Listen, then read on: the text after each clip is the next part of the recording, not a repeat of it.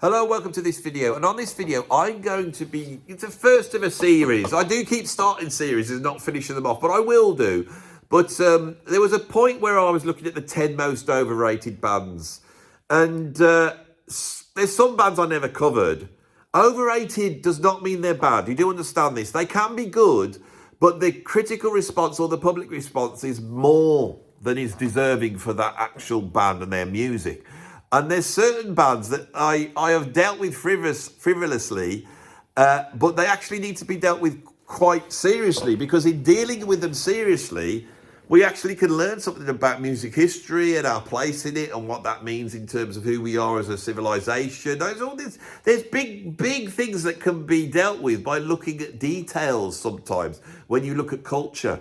On this video, I am going to be claiming that the band ABBA is overrated. Now, as soon as I say that, it seems like I've been heretical in some way. It seems like I'm crossing a line. It seems like ABBA is the one band that you can't say is overrated. And it's that aspect of ABBA that I find very, very interesting. Now, yesterday, I tried to film a video that was very involved, right? It was with a friend of mine, and he messaged me and said, you know, there's a certain number of bands that I think are overrated that you haven't dealt with. And I said, I'll tell you what we'll do then. We will do an in-car video. I had to go up to Macclesfield yesterday. And so I said, come with me up to Macclesfield. And we'll start at Jodrell Bank, because Jodrell Bank's at Macclesfield. Jodrell Bank is the big thing with the receivers. And I thought they'll be brilliant to do a video there. So we drove over to there. We started out there with the big, satellite dishes in the background. And we went off, filmed it 2 cameras. And believe it or not, when we got home, none of it worked. It was a failure. This happens sometimes. And sometimes you have to know whether to salvage or move on. And I have moved on. Now, when he was going through the bands, I didn't know. I'd done it deliberately, so I didn't know what he was doing, so I could react to reality. And I had to either like them or I didn't like them. And then he got to ABBA. And when he said ABBA, I felt that I was at a metaphorical crossroads. My gut feeling was to say, oh no, they're brilliant. ABBA are brilliant. And then I thought, but why? Why are ABBA brilliant? Why have I got to say ABBA's brilliant? And that was the thing that crossed into my mind. I thought, that's really interesting. Normally, I can make a decision like this of whether a band's overrated. You know, all bands that get a record deal, most of them that have got more than one album out, they've got to be good in some way. The question is whether they're overrated. And what makes a band overrated? I think ABBA are overrated. And I'm going to tell you on this video why I think they're overrated in great detail. And I think we'll learn something out of it. And I am going to go back to that feeling I had when he said, what about ABBA? And I was at that crossroads. And I thought about it for an instant, and I thought, no, you take the left-hand path and you say they're overrated, because we've all been fooled. We have all been fooled by contemporary culture, and in being fooled that they are some great pop band and we have to give them respect all the time, really shows something that happened and started to emerge at the end of the 70s. And so I'm going to back right up before then, right? And why this channel exists, and why me championing the music I do has to say that ABBA are overrated. And I know that people here that like great music are saying, no, they're not, Andy. They're really brilliant. You're really doing something wrong. And you feel like I'm saying something wrong. But I'm a contrarian, and I have to. I have to open that door. And I hope you'll open that door with me and stay with me, but rather than having the gut reaction of looking at the title of this and going, no, he's wrong, ABBA are really good and he shouldn't be doing that. Because when you say that, you're almost like you're a killjoy, or you're pretentious, or you are not able to appreciate the simple brilliance of ABBA. Because in ABBA's simplicity, there's a complexity, because the songwriting's so good. Bjorn and Benny are like brilliant songwriters. And it's almost like progressive rock. It's almost like great music when you examine it up close, Andy. You must know that as a musician. Some of the chord changes and the arrangements and the brilliance. In fact, you've used ABBA many a time as an example of brilliant songwriting and some of the stuff they do. And then those 2 girls up front, they're iconic, the 2 girls, aren't they? Agnetha and Frida, is it? the blonde and the brunette. They're like the archetypal blonde and brunettes. And I remember it, you know, when ABBA came out, I was 10 years old. And as they went on, I was entering into that certain period in your life when you became aware that, you know, ladies weren't just your mum. And we had Kate Bush, didn't we? And we had, you know, who else did we have in the late 70s? We got like, I don't know, not many really. Connie Booth out of Faulty Towers, and we definitely got the two girls out of ABBA, and so they occupy that cultural thing which is embodied in their videos, wasn't it? You know, money, money, money. It's all that, isn't it? If I edited that, now I've got an ABBA video, so they're really important band, Andy. You just don't like them because you like all your proper serious music, don't you? And you don't think they're sophisticated for you. You're being elitist. You can prove you're not elitist by saying you like ABBA, and I know that that's there. I know it's there, right? So let's back up. Let's back up till before ABBA are around, right?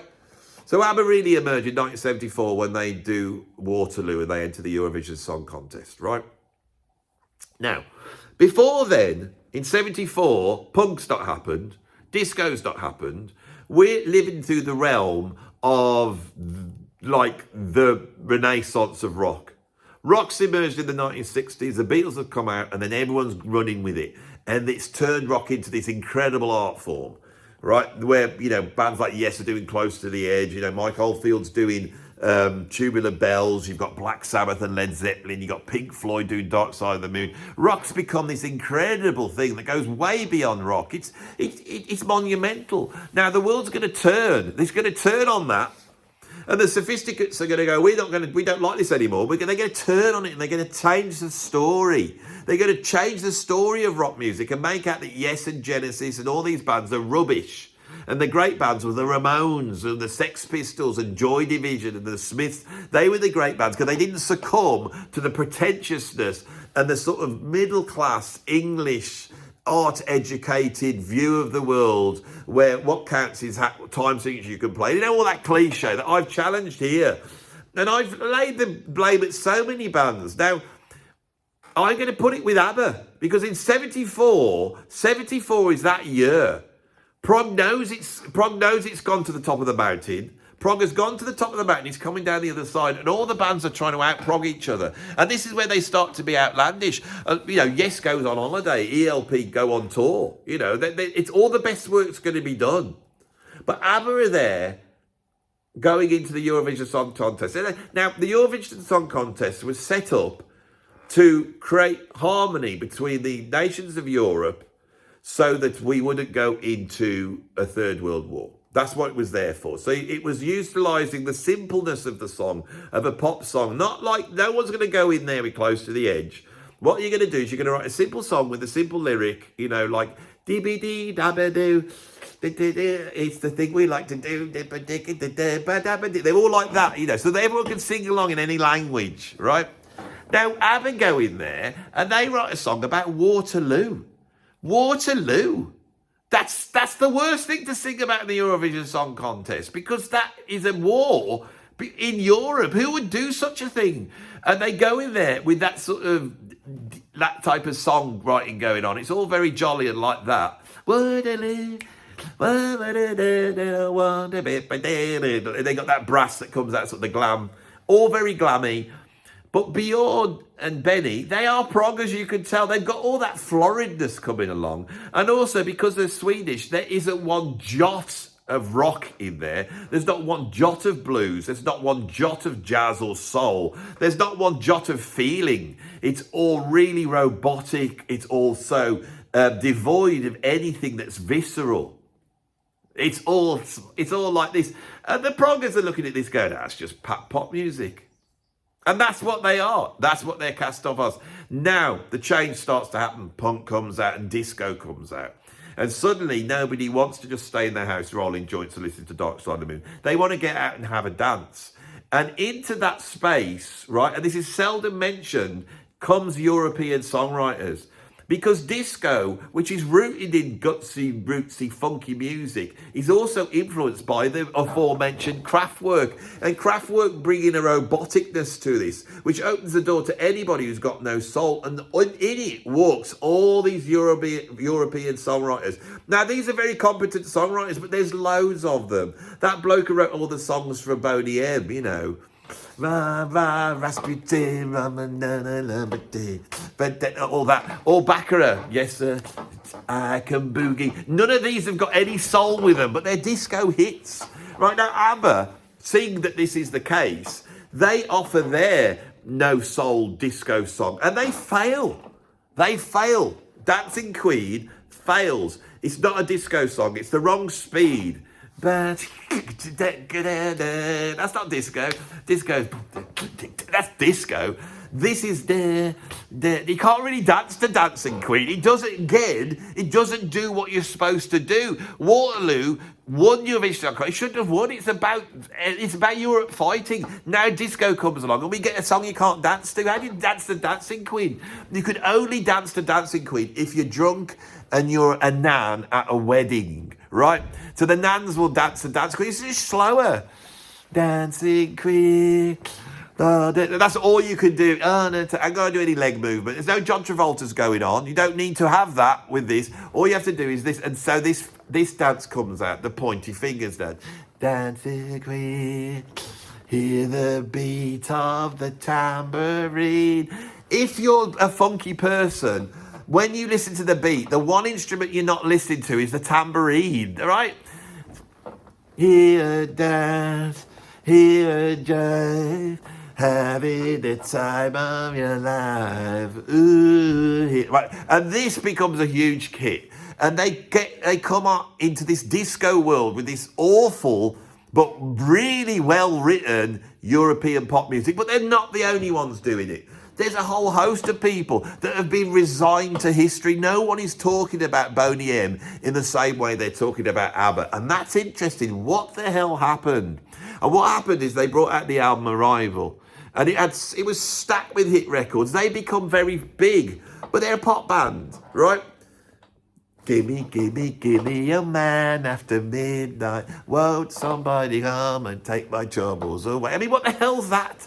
If you're a lady, the last thing you want to do is to have a man after midnight. That's the worst time to go looking for a man. That's when they're at the most dangerous, is at that time. And don't ask them to take their troubles away. They'll probably take you off somewhere to a forest. The next thing, you know, be chopped up, you know, stuck down in some culvert somewhere to be found a few years later and be taken off the missing persons list. I'm being facetious.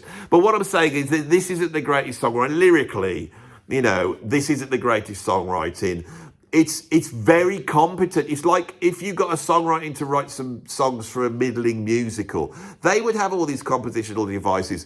And the thing is that when Arrival came out in 77, 78, every person, when I went out to my mate's house, all the moms and dads, right, that were in the 70s at that time, who are now about 80 years old, remember, they're that generation, they had a copy of that Jerry Rafferty album, that had Baker Street on it, and they had Arrival. That was another album. This is all 78-ish. They had that album. They might have like War of the Worlds, perhaps, or something like that. But the Arrival would definitely be in there as being the you know, when you're in a family where they only buy one album a year. That year it was Arrival. So this is a really big album. Okay, everyone of my age grows up with this being played by the parents. I'm getting at this point into the new wave of British heavy metal. ABBA's got nothing to do with me, right? But there it is. It's a middle of the road pop. They all get married to each other. They all fall out. They get divorced, and they end up calling it a day in the early 80s, and they do the track "Winner Takes It All," which is a great song, you know, and that does have profound lyrics because it goes into their experience, you know. There's some great songs there, but you've got to understand, I can go through a whole bunch of one-hit wonders at that time because that was what was going on at that time. Incredible disco tracks, incredible songwriting. I can remember Barbara Dickinson did a song in 78, 79, which was called January, February. It's as good as anything that ABBA ever did. January, February, don't you come around. You try to leave, you say to leave, and then it don't around. You don't settle down. You got both things on the ground. That was great. B.A. Robertson. There's loads of these artists that came in, utilising some of this sort of the floridness of progressive rock, pared it down, and were very middle of the road. It then gets sublimated. This is what mixes with punk to create new wave, and then creates all that sort of Duran Duran, Culture Club, ABC thing. There's these. We should count these, but it's not just ABBA. But ABBA's very important to that generation that come in to make pop music. You know, it's like Human League. Human League are one of those bands in the early 80s. They're cutting edge pop music. And they come out of this sort of dark post-Kraftwerk world. You've got to understand the lineage I'm saying is, I'm exactly right here. And then Phil Oakey turns around and he says, we don't want to be Kraftwerk, we want to be ABBA. And suddenly you get Don't You Want Me, right? And that's the ABBA influence. And this is important for those bands, you see, at that time. And so what happens is the bands that come out, at some point, one of them is going to pay tribute. And these bands are cool pop bands. And the band that does it is Erasure. Towards the end of the 80s, I think maybe in the early 90s, they do an EP of ABBA songs and they put a contemporary electro spin on it. And suddenly, my generation that were children, we're now at college, and you're going out on the night to nightclubs. I can remember this, and then you're dancing to ABBA songs, but Eraser's version of it. And everybody's looking back at this with nostalgia. And what I think has happened is at this point, ABBA has called it a day. And when a band like that calls it a day, every band that is like that has some sort of business arrangement to try and collect royalties and make sure the legacy, if they've got their act together, and believe you and me, Benny and Brion have got their act together. And they have been working, writing music for musicals. They've been working with Tim Rice. Now, you've got to remember Andrew Lloyd Webber, who worked with Tim Rice before that, is the richest musician on the planet and was the first billionaire musician.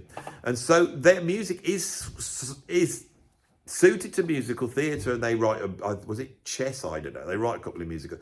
And so they're making their money. But then this thing comes along and they start to take the legacy and they've run with that legacy.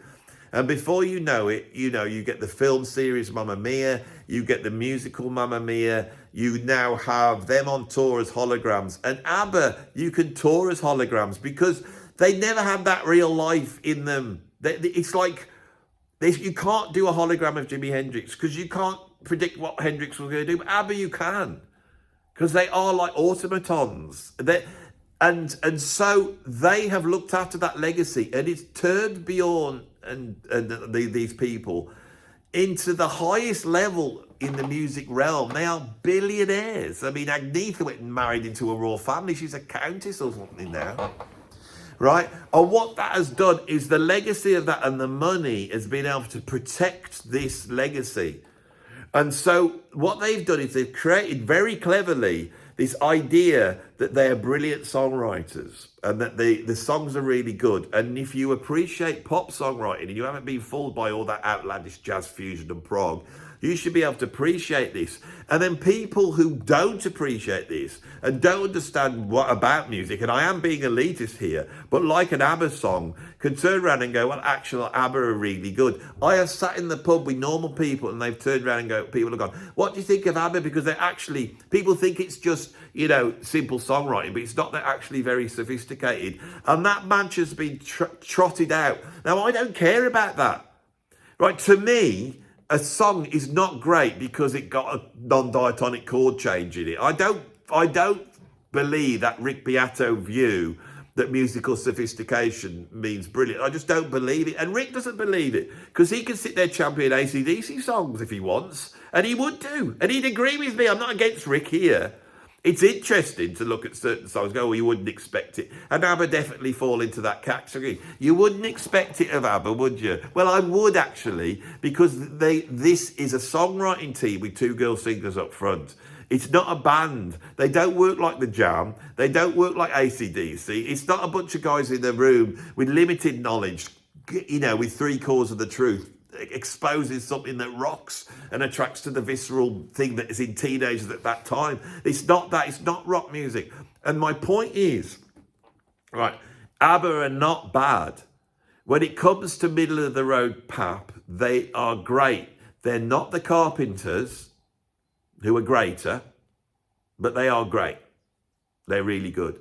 And they had a run from around about 74 to 1981 where they had some really good hit records. Other bands did as well. Other bands did.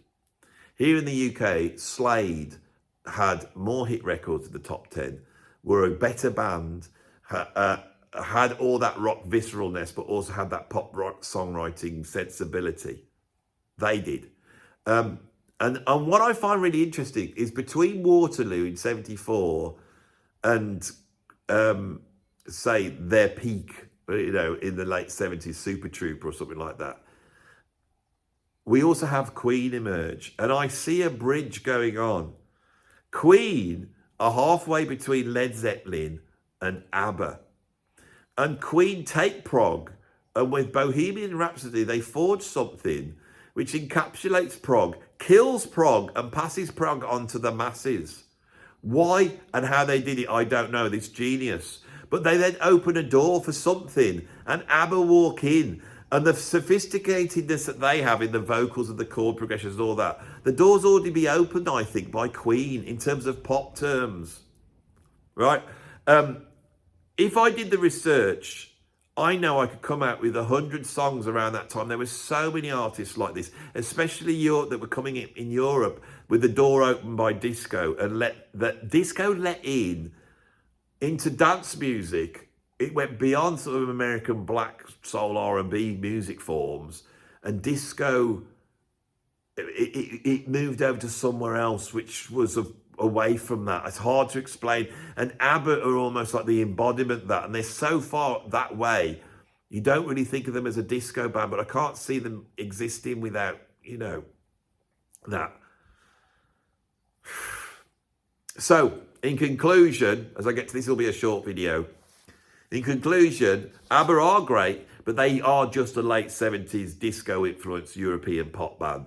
If we want to go down that route, we'd start to have to re-evaluate 100 artists, and they're all very good. When it comes to pop music that's very sophisticated, they're not the Carpenters, they're not Burt Bacharach, they're not Cole Porter, you know, but they are very good. But they're not so good that you should be fooled by the fluke of modern culture that Erasure decided to do an album of their stuff and rehabilitated them, as did French and Saunders when they did that parody of the Money, Money, Money video. Suddenly ABBA, because ABBA's, this legacy that we now respect, has come out of that 1980s postmodernist desire to look at the world through the world, look at the world through the world. Come on, Andy, you can say, look at the world through the eyes of Roland Barthes, the postmodernist philosopher, and see that there is actually artistic worth in places where you don't expect it. And this is something that was very powerful in the 1960s, but as was starting to atrophy in the 1980s. So yes, it's very clever to turn around and go, you know, I quite like ABBA, even though I'm into metal, I quite like ABBA because the songwriting is really good, and show your sophistication. But don't be fooled by it. When somebody's doing that, they are trying to fool you, and they don't really know anything. And if they do know something, so what? Right? It doesn't mean anything. Right, this exists, it's 10 a penny, right? It's not Jimi Hendrix, Electric Ladyland. What Jimmy's doing on that is something else. There's an aesthetic judgment that you make. If you're watching this channel and you want to go along with what I'm saying that all that outlandishness that was associated with rock in the early 70s was incredibly profound.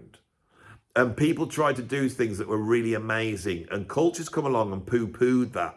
And ABBA's part of the poo-pooing of that. And it's like the Emperor's New Clothes. People don't want to turn around and say that Tales from Topographic Oceans is an incredible human achievement, incredible creative achievement, and should be, you know, perhaps being considered in the same way that we would look at James Joyce or maybe even the Sistine Chapel. How can you say that about Tales from Topographic Oceans? Because Tales from Topographic Oceans is my Sistine Chapel. It's not the Sistine Chapel. It's that. It's the Mahavishnu Orchestra. It's all the stuff that I love, right? And culture came and they wrote over the top of that. And what it's done is elevated the likes of ABBA. And so people will fool you by going, look at ABBA, that's brilliant. And you go, yeah, well, it is, but really, it's lacking something. What's it lacking? The visceralness of rock, the danger, the idea of being countercultural, the idea of challenging, which is what this music was doing, right? And what it was doing was rock music at that time, progressive rock music and jazz rock fusion, when it was ruling the world,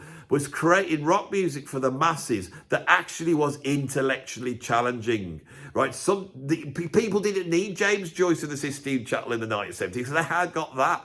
You know, my world was opened up by music. Everything I learned about esotericness and the stuff where I got to mysticism, but also science, everything was a school that did it for me. It wasn't books. Few encyclopedias when I was growing up, you know, maybe I watched Carl Sagan, you know, Cosmos, maybe a bit of that. But Cosmos by Carl Sagan was prog. Ascent of Man by Jacob Bronowski was prog. They were all prog. I mean, Jacob Bronowski was covered in bloody Pink Floyd tracks. Cosmos was written by Vangelis. It was that Heaven and Hell album. It was prog. Right, music opened up the world to me. ABBA wouldn't have done that. You know, there's no way me listening to Gimme, Gimme, Gimme, you know, or Money, Money, Money, or whatever three-worded song they'd come up with, which of course is the formula for pop music. Repeat but change. That's how you have a hook. We all know it. I'm a musician. I know it. I can do it with any word. What have I got round here that I can look at right now? What have I got? I've got headband. This little hair tie. Hair tie. See if I go, hair tie, hair tie, hair tie. Hair tie, hair tie, hair tie. Repetition but change. That's how you get a hook. Right? So, I'm at the end of the video now. I've done 26 minutes. I don't like to be under the 30 minutes. And so I'm giving myself 4 minutes to faff around at the end of this video. Yeah, they're overrated. I'm going to do this again. You know the next one I'm going to do, so you know what's coming next? Rolling Stones. They're bloody overrated. But they're overrated in the terms of rock music overrated. So, that's today's video. Very simple. No editing. Just me, a camera, and doing some YouTubing.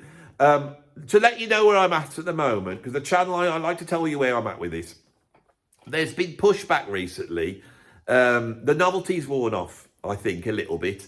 And so some people aren't happy with the political stuff I've been doing.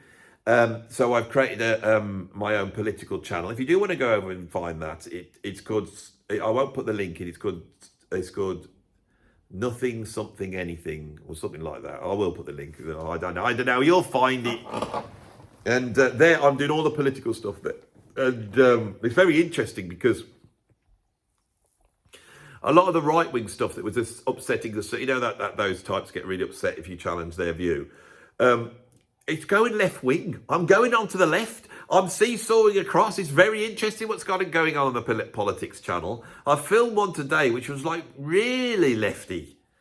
I am exploring something there that I'm finding very interesting. So give us the benefit of that. I know there's a certain element of the left wing that doesn't like anybody saying anything but what they agree with and get very upset. And I'll always be against them.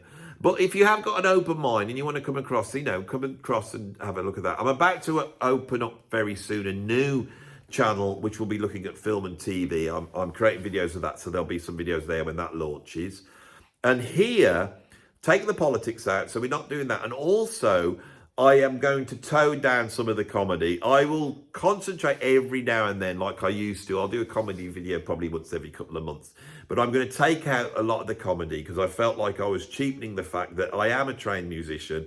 I have taught music and music culture, music history for about 30 years. And I have got something to offer. And I've gone back to doing my critique, which is really what I have done on here, which is championing certain music, which I think is genius, which is the mainstream cultures has poo-pooed. So I'm the anti-poo-poo music YouTube channel, along with many others, great ones like Notes Reviews and Scott Long, his Prog Corner, and, you know, Barry at Classic Album Review, and of course, Sea of Tranquility, and of course the big guys like Rick Beato. You know, and that's what I part. So I've gone back to doing my music YouTube. That's why I'm sat and doing much more traditional music YouTubing. I'm now sat in front of my music computer. I've got the bricks in the background for proper YouTubing. I've got my laptop on display. I haven't got a cup of coffee yet, and I do need one. And I need some sort of sustenance from Greg's as well. So I'm going to go and do that.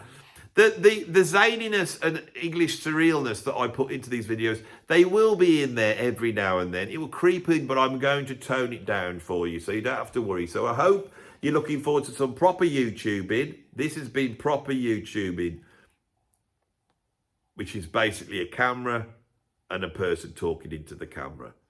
And if you know what you're doing, you should be able to do at least 30 minutes, which is relatively entertaining and enlightening. And I hope I've done that. And if you feel I have done that on this video, can you please put a like on the video? Can you subscribe? And can you, if you want, go over to my Patreon and become a free member so I can keep tabs on you.